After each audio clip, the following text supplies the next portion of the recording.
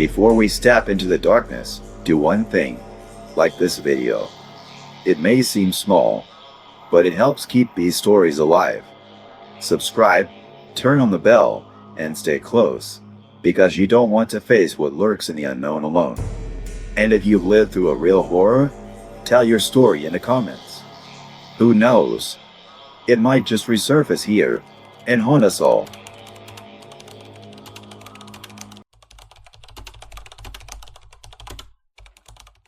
My name is Oliver Harris. I'm 22 years old and I work as a park ranger in Alberta, Canada. It's my first real job since finishing college, and I thought it was going to be a dream. Days spent outdoors, surrounded by nature doing meaningful work. But what happened out here last winter, it's something I can't explain, and honestly, I'm not sure I'll ever recover from it. I need to tell this story, even if nobody believes me.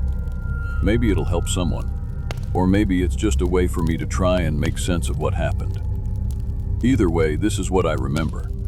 The first thing you should know is that Alberta's forests are breathtaking, especially in the winter.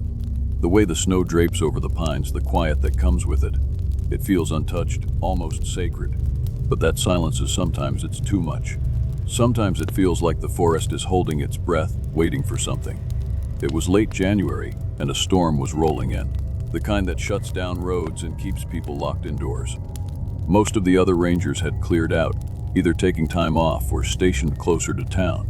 I was one of the few left behind, stuck with the less glamorous tasks, inventorying supplies, monitoring the weather, and checking for any stragglers who might have wandered too far into the park. That's how it started. I was at the station when I overheard two of the older rangers talking. They didn't know I was listening, but their conversation stuck with me. "You hear about that old cabin up near Black Hollow Creek?" One of them said, his voice low. The other one chuckled, but it wasn't the kind of laugh you make when something's funny. It was nervous. "Yeah. Locals say it's cursed. Don't know why anyone would go near it." "Cursed?" The first one scoffed. "More like just plain bad luck. You know how many people have gone missing near that place?" "Too many," the second muttered, his voice barely above a whisper. I didn't catch the rest, but it was enough. A cabin in the middle of nowhere, tied to strange disappearances. How could I not be curious? I brought it up later, casually, while checking in with one of the senior rangers over the radio. "Hey, I heard something about a cabin near Black Hollow Creek," I said. "What's the story with that?" There was a long pause. When he spoke again, his voice was flat. "Stay away from it, Oliver. That's all you need to know." "But why? Is it dangerous? Falling apart or something?" "Just listen to me, kid. Don't go looking for it. Some places are better left alone." That should have been the end of it. But I was 22, full of confidence, and eager to prove I wasn't just the newbie who followed orders without question. So, the next morning, I packed a bag, grabbed a map, and headed out. The trek to Black Hollow Creek was harder than I expected. The snow was deeper here, untouched, and the wind cut through my jacket like it wasn't even there. But I kept going, the map in my hand and a mix of excitement and unease churning in my stomach. The forest felt wrong. I can't explain it any better than that. There was no birdsong, no rustle of animals in the underbrush, just the sound of my boots crunching in the snow and the wind sighing through the trees. After hours of hiking, I finally saw it. The cabin. It was smaller than I'd imagined, more like a hunting shack than a house. The roof sagged under the weight of snow, and the walls were weathered and cracked. But there was something else, something I couldn't quite put my finger on. The air around the cabin felt heavy, like the forest was pressing in on it. Or maybe it was the other way around. I told myself I'd just look around, take a quick peek, and then head back. I stepped onto the porch, the wood creaking under my weight, and pushed the door open. The smell hit me first. A mix of damp wood, rot, and something metallic, blood maybe. The inside was dark, but my flashlight revealed a small, cramped space cluttered with old furniture and hunting gear. Strange symbols were scratched into the walls, overlapping and chaotic, as if whoever made them had been in a frenzy. And then I heard it, a whisper. At first, I thought it was the wind slipping through the cracks in the cabin, but then it came again, clearer this time. Oliver. My blood ran cold. It wasn't possible. Nobody knew I was here. Liver. It was coming from deeper inside the cabin. Every instinct screamed at me to leave, to run, but I couldn't move. My feet felt rooted to the floor, my body frozen in place. And then, from the shadows, something shifted. I don't know how I managed to turn and run, but somehow I did. I didn't stop until I was back in the station, my lungs burning and my mind racing. That night, I didn't sleep. And the worst part, I couldn't stop thinking about the cabin, about what I'd seen, about the whisper that had called my name. If you're still listening, I need you to understand something. I should have stayed away. I should have let the warning sink in and left that cursed cabin alone. But I didn't. Curiosity got the better of me, and it almost cost me everything. What I'm about to tell you is the truth, even if it doesn't make sense. The next morning, the forest felt different, colder, quieter, like the trees themselves were holding their breath. I'd barely slept, tossing and turning in the bunk at the station, my mind replaying the whispers I'd heard in the cabin. I told myself it was just the wind. It had to be. But deep down, I knew better. I tried to focus on my tasks for the day, checking equip logging weather patterns, but it was useless. My thoughts kept drifting back to the symbols scratched into the cabin walls, to the smell of rot and the sound of my name whispered in the dark. By midday, I'd made up my mind. I had to go back.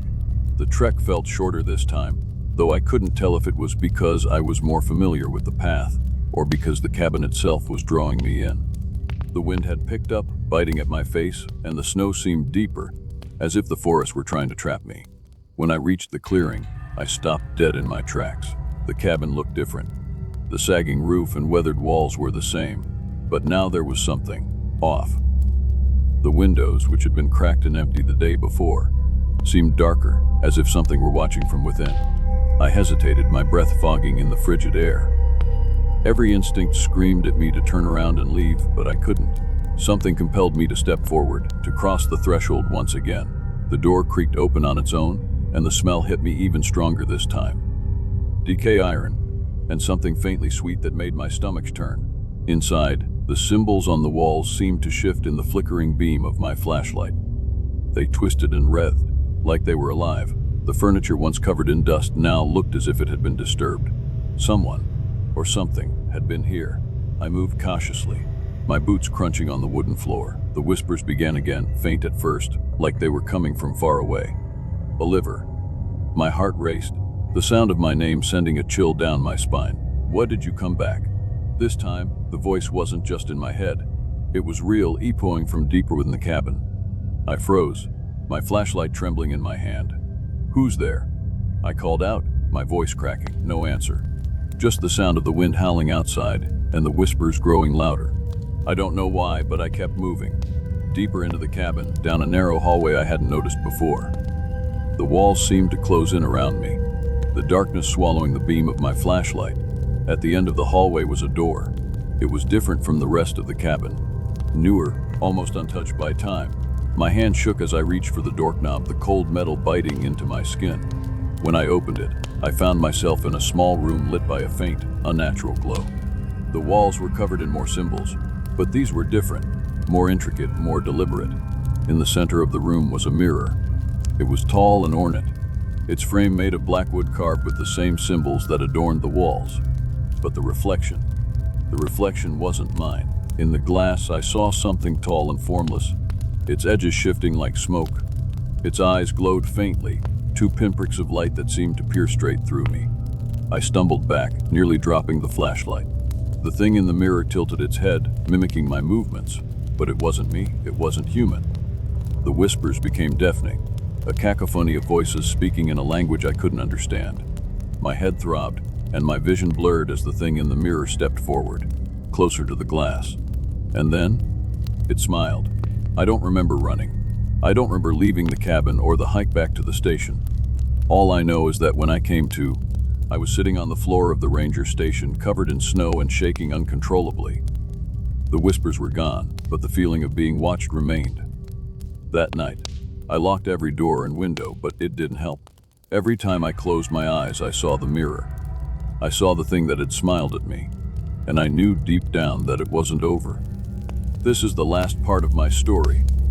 If you've made it this far, I hope you're ready to hear how it ends. I thought I could handle it, that I could rationalize what I'd seen. But what happened next, it changed everything. I didn't sleep after what I saw in the cabin. How could I? Every time I closed my eyes, I saw that thing in the mirror, the way it tilted its head, the way it smiled. It wasn't just a reflection. It was real, and I knew it was coming for me. The next day passed in a haze. The other rangers didn't notice anything was wrong. They were too busy preparing for the incoming storm. I thought about telling someone, but what could I say? That I'd seen something impossible in an abandoned cabin. That it was now haunting me. They'd think I'd lost my mind. By the time night fell, the storm had arrived. Wind screamed through the trees, and snow piled against the station windows. I tried to focus on my tasks, keeping the radio on for company, but every shadow seemed to stretch too far. Every sound felt like a whisper calling my name. And then the lights went out. The hum of the overhead bulbs died, plunging the station into darkness. I fumbled for my flashlight, the beam cutting through the black, but it felt weak, like the darkness was swallowing it. The radio crackled to life. At first, it was static. Then a voice, faint and distorted. Oliver, I froze my name, spoken in that same hollow tone I'd heard in the cabin. Oliver, why did you leave? I grabbed the radio, my hands shaking. Who is this? I demanded, my voice trembling. The static hissed. Then a low, guttural laugh filled the room, a sound that didn't belong to anything human. I dropped the radio and backed away, my chest tight with fear. The wind outside seemed to grow louder, almost deafening, and the temperature in the station plummeted. My breath fogged in the air, each exhale a reminder of how alone I was. And then I heard it, footsteps. They started faint, crunching in the snow outside, but they grew louder, heavier. They circled the station, slow and deliberate, pausing just below the windows. I turned off the flashlight, plunging myself into darkness. Maybe if I stayed quiet, it would go away. But the footsteps didn't stop.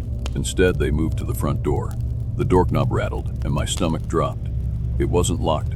I ran for it, sliding the bolt into place just as the door shook violently. Something slammed against it, hard enough to make the wood splinter. Oliver. The voice hissed, closer now, just on the other side of the door. I stumbled back, my mind racing. I grabbed the knife I kept on the desk and pointed it toward the door, though I knew it wouldn't do me any good. The banging stopped. Silence filled the room, thick and oppressive. I strained to hear, my heart pounding in my ears. Then, from the corner of the room, a voice whispered, "You can't hide." I spun around, the flashlight's beam trembling as I aimed it at the shadows. For a moment, I thought I saw something. A tall, formless figure, its edges shifting like smoke. But when I blinked, it was gone. The whisper started again, louder this time, filling the room. "Why did you come back? Why didn't you listen? Do you think you can leave?" The shadows seemed to move, creeping along the walls, closing in around me. I felt the air grow heavy, pressing against my chest, making it hard to breathe. And then I saw it. The mirror. It was standing in the corner, tall and ornate, its black frame carved with the same symbols I'd seen in the cabin. But I hadn't brought it here. The reflection wasn't mine. The thing from the cabin was there, grinning at me with those glowing pinprick eyes. It raised a hand, its fingers impossibly long, and beckoned me forward. I don't know why, but I couldn't look away. My feet moved on their own, dragging me toward the mirror. The closer I got, the louder the whispers became, until they were a deafening roar in my ears. And then the thing stepped out of the glass. It towered over me, its form shifting and writhing like smoke, its grin wide and unnatural. The air around it was cold, colder than the storm outside. I stumbled back, the knife slipping from my hand. It didn't matter. I knew it wouldn't help. The thing reached for me, its hand passing through my chest like mist. I felt it cold, sharp, and all-consuming. My vision blurred, and the world around me seemed to fade. When I woke up, the storm was gone. I was lying on the floor of the station, the morning light streaming through the windows. The mirror was gone, and so was the thing that had stepped out of it. But the marks it left behind were still there. Scratches on the walls, the faint smell of rot in the air, and the memory of that grin burned into my mind. I don't know what happened that night, but I know one thing, I'll never go near that cabin again. And if you're ever in these woods, and someone tells you to stay away from Black Hollow Creek, listen to them. Some places are better left alone.